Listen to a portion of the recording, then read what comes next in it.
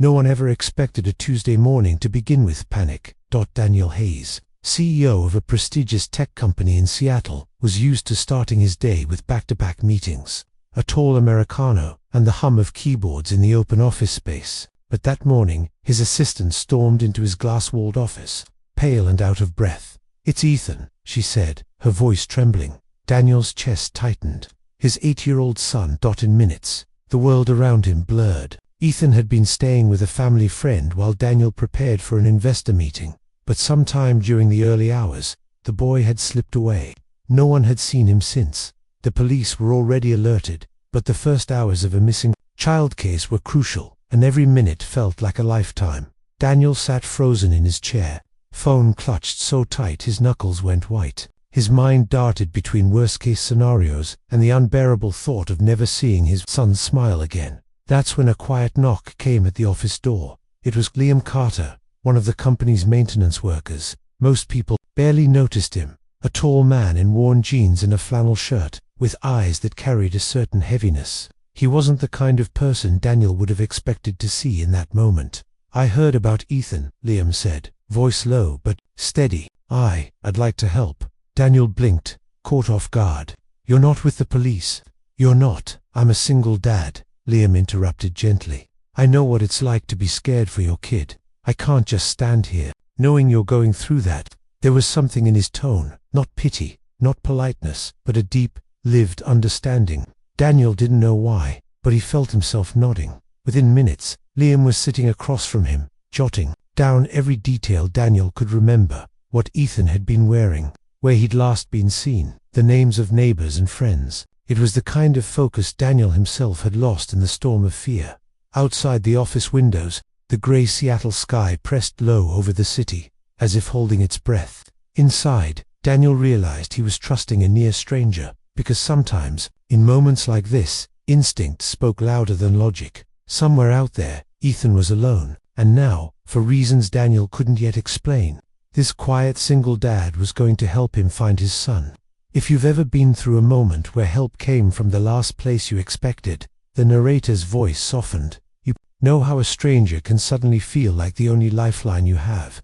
Stick with me. This story is just beginning. Seattle's rain had a way of softening the edges of the world, turning streets into silver mirrors and voices into muted echoes. Daniel and Liam stepped out of the office building into the mist, the air thick with the smell of wet asphalt. Daniel clutched a photograph of Ethan taken just last summer at the beach, his boy's grin wide and fearless, as though the image itself might guide them. Liam's old pickup truck was parked by the curb. It wasn't the sleek, black sedans Daniel was accustomed to riding in, but in that moment, he didn't care. He climbed in, brushing away the stack of paper coffee cups and the stray Lego on the passenger seat. "Sorry about the mess," Liam muttered, starting the engine. "My daughter, Sophie, she's 8. Same age as Ethan." Daniel glanced at him, noting the way Liam's hands tightened on the steering wheel.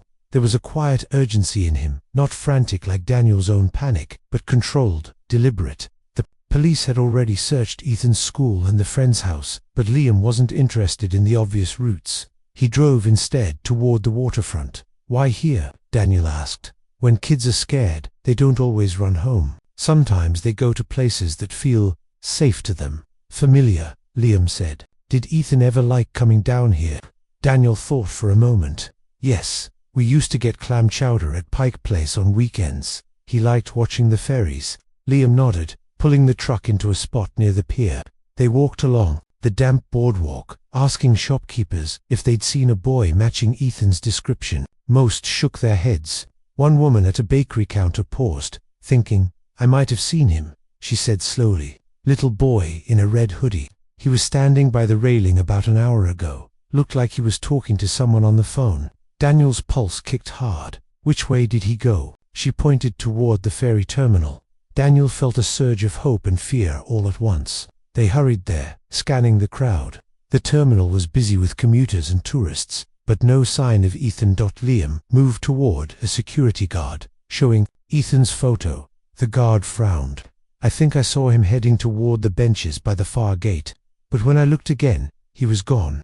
They stood in the drizzle, the sound of ferry horns carrying over the water. Daniel's throat tightened. The lead had gone cold just as quickly as it had warmed. But Liam wasn't discouraged. "This is good," he said quietly. "We know he's been here. That means we're close." As they turned back toward the truck, Daniel finally asked the question that had been lingering. "Why are you really doing this? You barely know me." Liam's gaze stayed on the slick pavement ahead. 2 years ago, my daughter went missing for 6 hours. Longest 6 hours of my life. People helped me, strangers. I promised myself that if I ever had the chance, I'd do the same. Daniel didn't reply. The truth was, he didn't know what he would have done if Liam hadn't knocked on his office door that morning. Maybe he'd still be sitting there, paralyzed, watching the hours slip away. The rain grew heavier, blurring the city lights. Somewhere in the maze of streets and faces, Ethan was out there, and Daniel had to believe they were getting closer. By the time Daniel and Liam pulled away from the ferry terminal, the city was caught in that gray, in-between hour where daylight faded but night hadn't fully claimed the streets. Storefront signs flickered on, casting pools of light that reflected in the rain-slicked roads. Daniel sat rigid in the passenger seat, staring at the photo of Ethan on his phone. He couldn't stop thinking about the bakery woman's words that Ethan had been talking to someone on the phone, who he didn't even have a phone of his own. Liam noticed the tension in Daniel's shoulders. "We should retrace the path from the terminal. Maybe we'll find someone else who saw him." Daniel nodded. They stopped at a small coffee shop on the corner, then a newsstand, showing Ethan's photo each time. Most shook their heads, but at the third stop, a small souvenir shop, the clerk, a young man with shaggy hair, paused. "Yeah, I think I saw him," the clerk said. "He was with a tall guy in a green jacket, looked older. Not like a kid's brother or anything." Daniel's stomach dropped. Did he seem okay? Was Ethan upset? The clerk frowned, thinking he didn't look scared, but he wasn't smiling either, just quiet. They walked toward the parking lot behind the terminal. Liam exchanged a quick look with Daniel.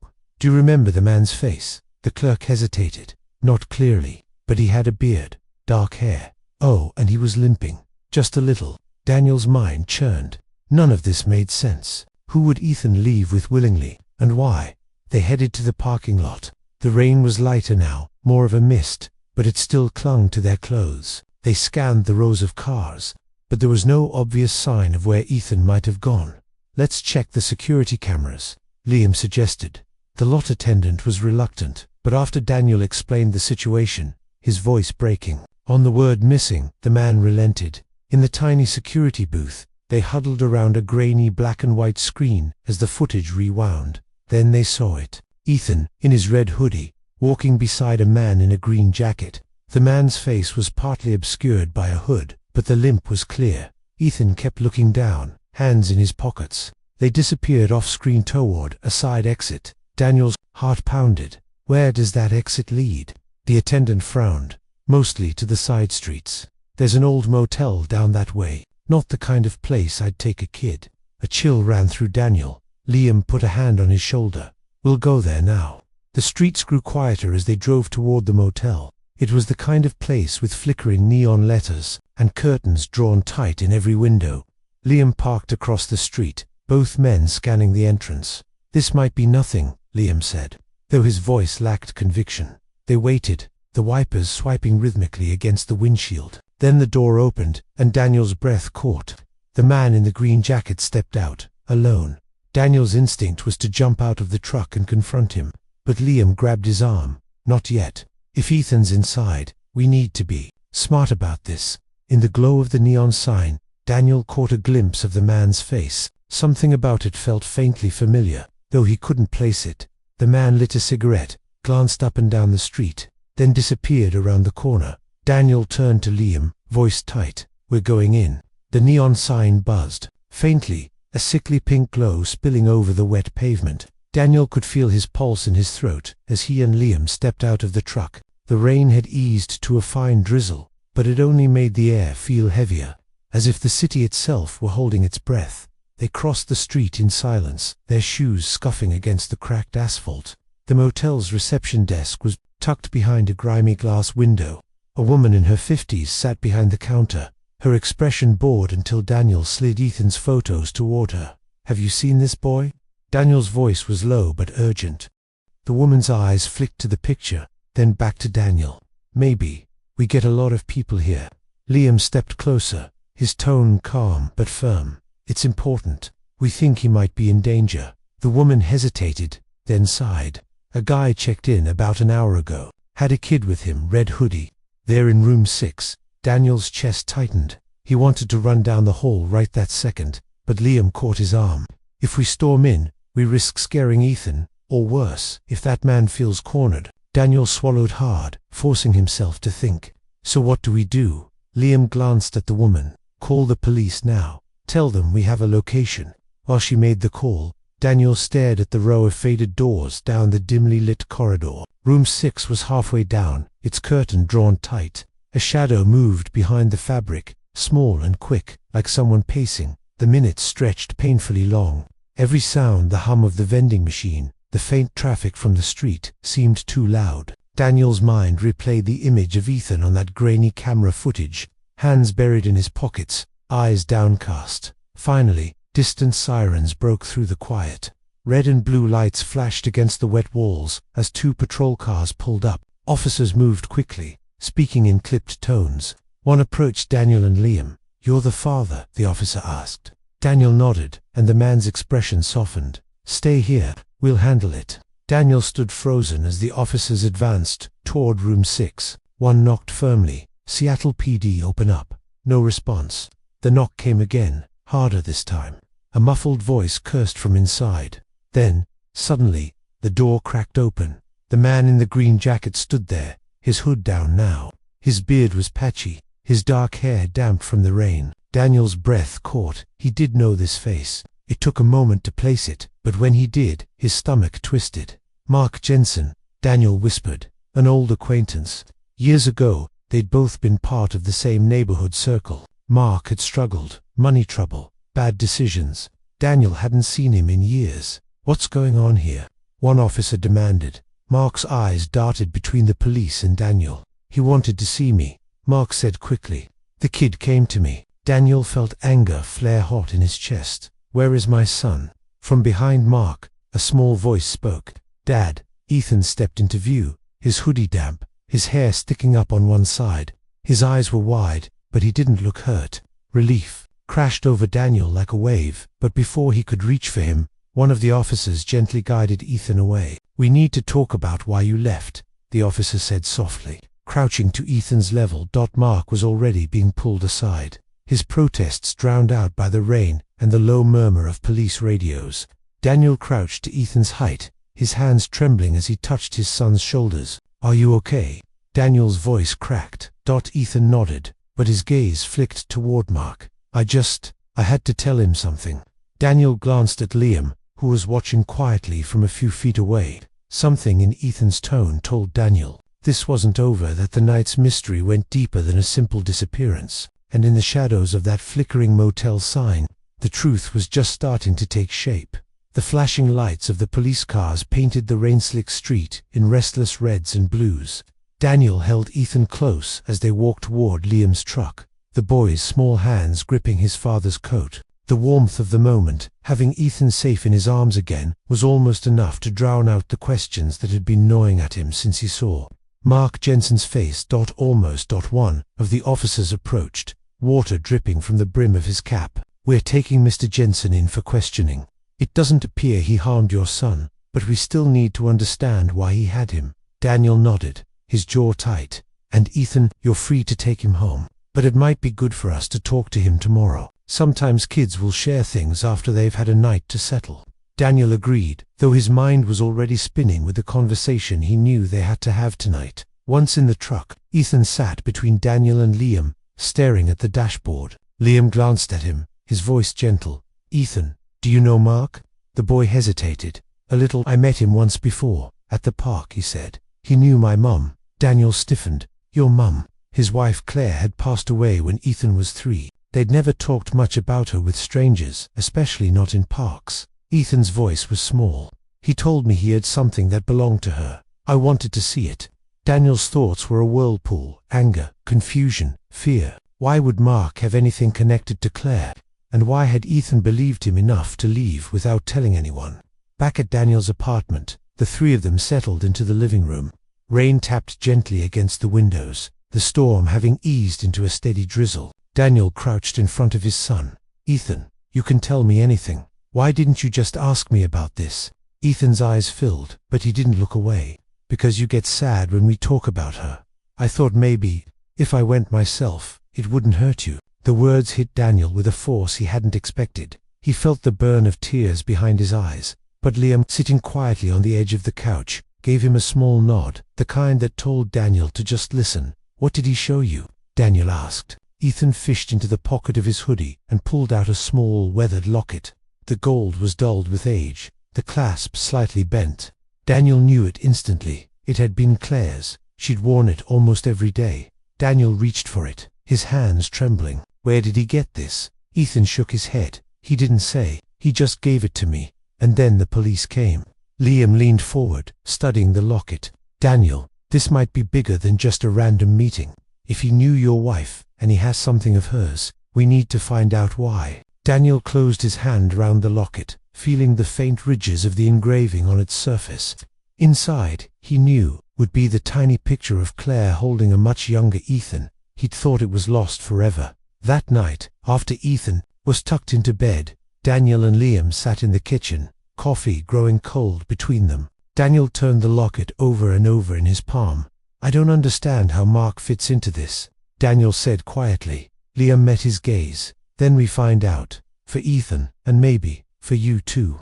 Outside, the rain finally stopped, leaving the city wrapped in a rare quiet. But inside Daniel's chest, a storm was still building, because now it wasn't just about finding Ethan. It was about uncovering why this locket had surfaced after all these years, and what it meant for the pieces of his life he thought were gone. Sometimes the answers we're looking for are tied to the people we've lost. The narrator's voice lingered softly, and finding them can change everything.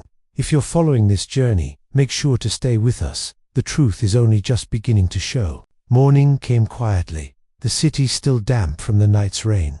Daniel barely slept, the locket lying on the nightstand beside him like a question that refused to let him rest.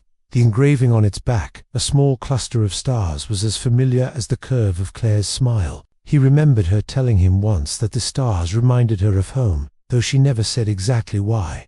Over coffee, Liam arrived, as promised. His flannel was still damp at the cuffs, and his eyes had that same steady alertness Daniel had come to recognize. They didn't waste time with small talk. "I called a friend at the station," Liam said, setting a notepad on the table. "Mark's in holding. They're not charging him yet." He told them Ethan came to him willingly, which is true, from what Ethan said. But when they asked about the locket, he got cagey. Daniel frowned. "What does cagey mean, exactly?" "Wouldn't say where he got it. Just said he thought Ethan should have it." Daniel rubbed his temples. "He's playing some kind of game." Liam leaned forward. "Or he's holding on to something bigger. We could wait for the police to handle it. But I think you want answers now." He was right. Daniel didn't want to sit in limbo wondering what Mark knew about Claire. If there was a part of her past she'd kept hidden, and somehow it was resurfacing now, he needed to face it. They decided to start by visiting the neighborhood where Daniel and Claire had lived during the first years of their marriage. It was on the south side of the city, a row of modest houses with small front yards, most of them unchanged except for the maturing trees. Mrs. Klein, an elderly neighbor, answered her door with a surprised smile. "Daniel Hayes. Well, I'll be. And this must be your friend, Liam Carter," Liam said, shaking her hand. They asked if she remembered Mark Jensen. She nodded slowly. "Kept to himself, mostly, but I remember. He and Claire would talk sometimes. She helped him with some paperwork, I think. Something about his brother's legal trouble." Daniel's brow furrowed. Claire had never mentioned that. "And," Mrs. Klein added, "once I saw her give him an envelope. He looked upset. She hugged him after." Daniel exchanged a glance with Liam. An envelope, a hug. This was starting to feel like more than casual neighborly kindness. Before they left, Mrs. Klein lowered her voice. "You should know, Claire was a good woman. If she kept something from you, I'm sure she had her reasons." The words stayed with Daniel as they drove away. Back in the truck, Liam tapped the steering wheel thoughtfully. If she helped him before, maybe this locket was part of that story. "We need to know what's inside." Daniel hesitated, then clicked open the tiny clasp. Inside was the picture he expected. Claire cradling toddler Ethan, her hair windblown, her smile open and warm. But tucked behind the picture, folded so small it almost went unnoticed, was a scrap of paper. Daniel unfolded it carefully. The handwriting was Claire's. He'd recognize it anywhere. If anything ever happens, find Mark, he'll know what to do. The world seemed to narrow to those words. Daniel stared at them until the letters blurred. She'd written this before she died, but why? And what could Mark possibly know to do for her? Liam broke the silence. I think we need to talk to Mark, not as the police's suspect, but as Claire's friend. Maybe he'll give us the truth if he knows it's for Ethan. Daniel's grip on the paper tightened. He didn't want to need Mark for anything, but Claire had left this breadcrumb for a reason. And if following it meant stepping back into a part of her life he'd never understood, then he would. For Ethan, for himself, and maybe for the part of Claire that was still speaking to him, even now. 2 days later, Daniel found himself in a place he never thought he'd willingly go. The visitor's room of the Seattle Detention Center. The walls were painted a color that might once have been cheerful but now just looked tired. The air hummed faintly with the sound of overhead lights. Liam stood beside him, arms crossed, eyes scanning the room like he'd been in enough uncomfortable places to know the exits without thinking about it. Mark Jensen shuffled in, his green jacket gone, replaced with a plain gray shirt. He looked older than Daniel remembered, more lines at the corners of his eyes, his beard rougher, his posture bent just enough to hint at the limp Daniel had seen that night. Mark sat down on the other side of the scratched metal table, his eyes darting between Daniel and Liam. Didn't think you'd come here yourself, he said. His voice was gravelly, like too many cigarettes and too little sleep. Daniel kept his tone steady. Claire left me a note. She said if anything ever happened, I should find you. Why? Mark's mouth twitched, almost a smile, but not quite. So you found the locket? Daniel didn't blink. Yes, I want to know why you had it. Mark leaned back, his chair creaking. Because she gave it to me, the day before she went into the hospital. She said if she didn't make it, I was supposed to hold on to it until Ethan was old enough. That doesn't make sense. Daniel shot back. Why not give it to me? Mark's gaze hardened. Because you didn't know everything about her, and she wasn't sure how you'd take it. Daniel felt the words hit like a slap. Liam stepped in, his voice even but firm. Why don't you explain it so we can decide for ourselves? Mark rubbed his jaw, clearly weighing how much to say. Finally, he spoke. Claire and I, we weren't just neighbors. Years before you met her, she helped me out of a bad spot. My brother owed money to some people you don't want to owe money to. She got him out of it, paid part of it off herself. Daniel frowned. That's not the Claire I knew. She wasn't. She was exactly that Claire, Mark interrupted. Kind, stubborn, and willing to burn herself to keep someone else warm. She didn't tell you because she wanted a clean slate when she met you. But after Ethan was born, she started worrying again. She thought those people might still come around someday. Daniel swallowed hard. And you, why keep this from me? Mark looked him straight in the eye. Because I promised her, and because I figured if trouble ever did find you, you'd remember me as a low-life neighbor, not someone she trusted. That way, you wouldn't drag Ethan into it. Daniel wanted to reject the whole story, push it away as another one of Mark's half-truths, but the scrap of paper in Claire's handwriting burned in his pocket. What trouble? Liam asked. Quietly, Mark's voice dropped. The kind that doesn't forget a debt, even after the person who owes it is gone. For a long moment, the only sound was the hum of the lights.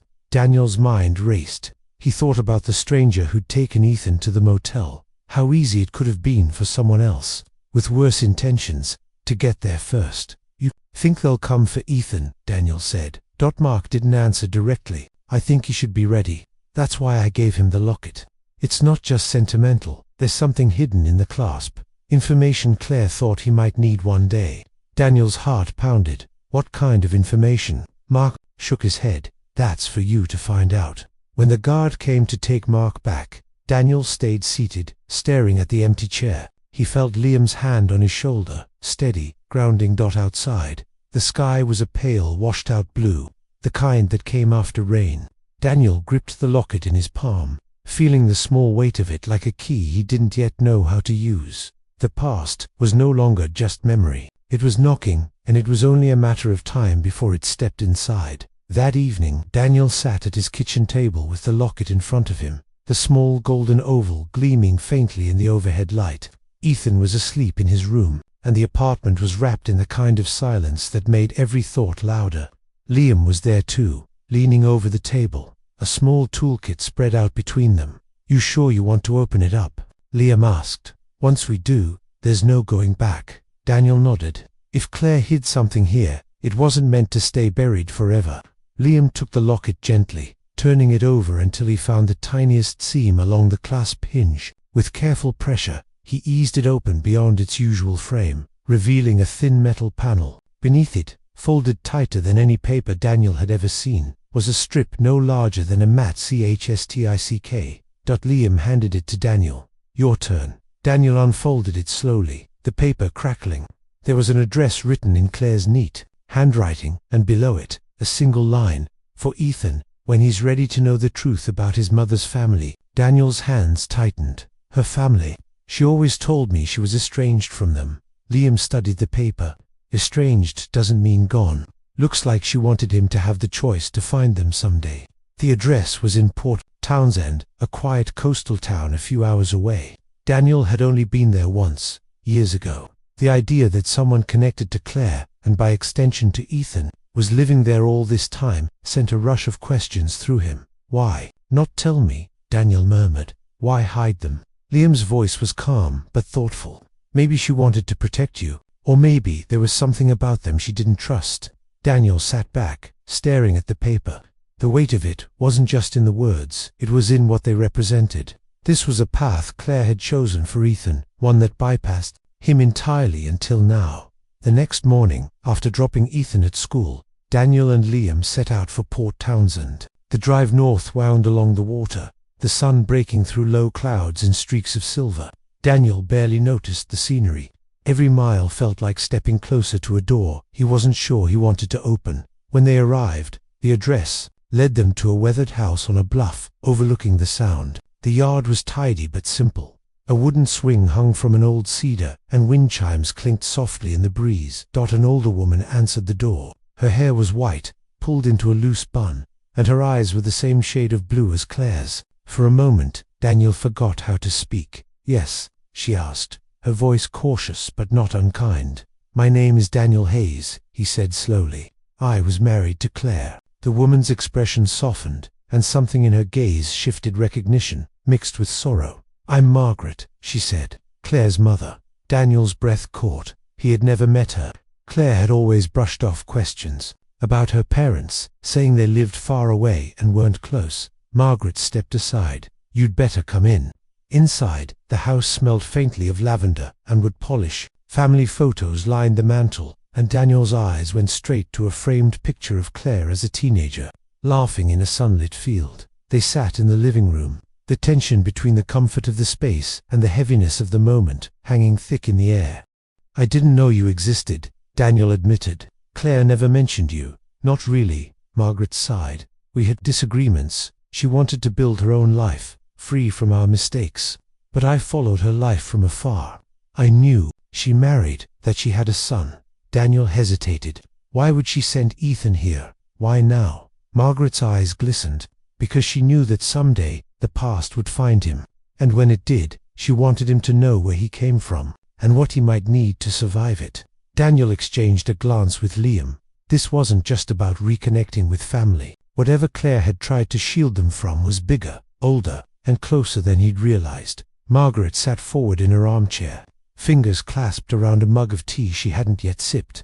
The wind outside rattled the chimes, but inside, the silence felt thick enough to hold its own weight. "When Claire was young," Margaret began, "she had a way of drawing people to her, but not all of them had good intentions." Daniel listened, his jaw tight. He could still see Claire's teenage smile in the photo on the mantel, the one that looked so free, like nothing could touch her. "She met a boy when she was 17, Margaret continued, "someone who seemed charming at first. His name was Mark, and he came from a family you didn't want to be tangled up with. He had money, but it was the kind that came from shadows, quiet deals, favors owed, debts collected without kindness." Liam leaned back in his chair. "You mean organized crime?" Margaret's eyes flicked to him. "I mean the kind of people who make sure you never sleep easy if they think you owe them something." Claire got caught up in their world, not because she wanted to, but because she thought she could save someone in it. By the time she realized the danger, she was in too deep.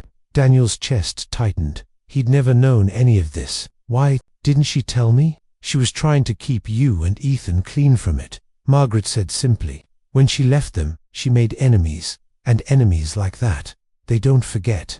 Daniel ran a hand through his hair. You're saying this, he gestured to the address on the note, was her way of leaving breadcrumbs in case they came for him. Margaret nodded. If she thought Ethan was at risk, she wanted him to find me, because I know the names, the faces. I know who to look out for. There was a pause before she leaned in slightly. Has anyone been following you? Daniel thought back to the man in the black SUV who'd been parked near the school twice in the last month. He'd brushed it off as a parent waiting for a child. Now, he wasn't so sure. Liam caught Daniel's eye. That wasn't nothing, was it? No, Daniel admitted. But I didn't want to believe it meant anything. Margaret set her tea down. It does. And if they've started watching, you don't have time to hesitate. Ethan's face flashed in Daniel's mind. The way his son's smile could dissolve the hardest day. The thought of losing him, of letting those shadows anywhere near him, made something inside Daniel harden into resolve. What do we do? Daniel asked. Margaret's answer was steady. You take him somewhere safe tonight, and tomorrow we'll talk to someone who owes me a favor, someone who can make sure you're not walking into this alone. Daniel exhaled, the enormity of the situation settling in. This wasn't just a search for a missing boy anymore. This was the unraveling of a thread Claire had been holding together for years, maybe her whole life. As they stood to leave, Margaret caught Daniel's hand. I know you loved her, but she carried more weight than she let anyone see. Protect Ethan, that's all she ever wanted. On the drive back, Liam kept glancing at him. You're not going to sleep tonight, are you? Daniel gave a humorless smile. Not until I know my son's future doesn't have their hands on it. The road wound along the dark shoreline, headlights cutting through the mist. Daniel didn't know exactly who they were yet, but he knew one thing with absolute certainty. Tomorrow, he'd find out. And when he did, there would be no turning back. The night felt longer than any Daniel could remember. Every creak of the house, every passing car, made him rise from the couch and check the window.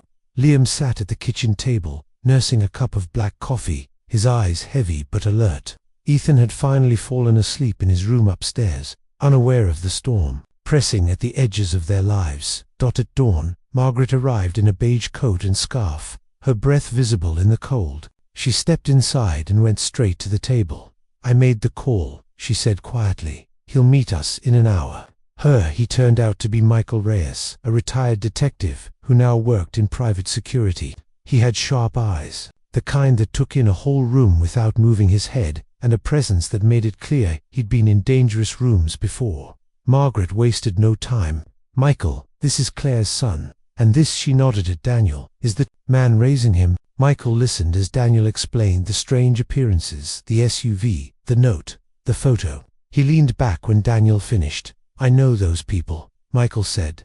And if Margaret's right, you're lucky they haven't already made a move. He pulled a folder from his leather bag and slid it across the table. Inside was surveillance photos, names, addresses, the kind of information that could only come from someone who still had ties in law enforcement.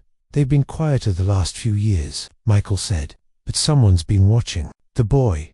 Maybe it's leverage, maybe it's revenge. Either way, you don't wait for them to knock.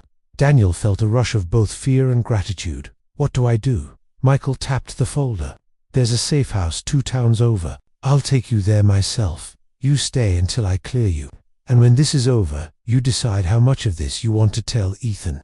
It wasn't a choice Daniel wanted to make, but he knew it was the only one. The next hours moved like a slow-mo. Escape Ethan waking to find a day trip planned. Liam loading the truck with just enough for a few days. Margaret hugging Ethan longer than usual at the door.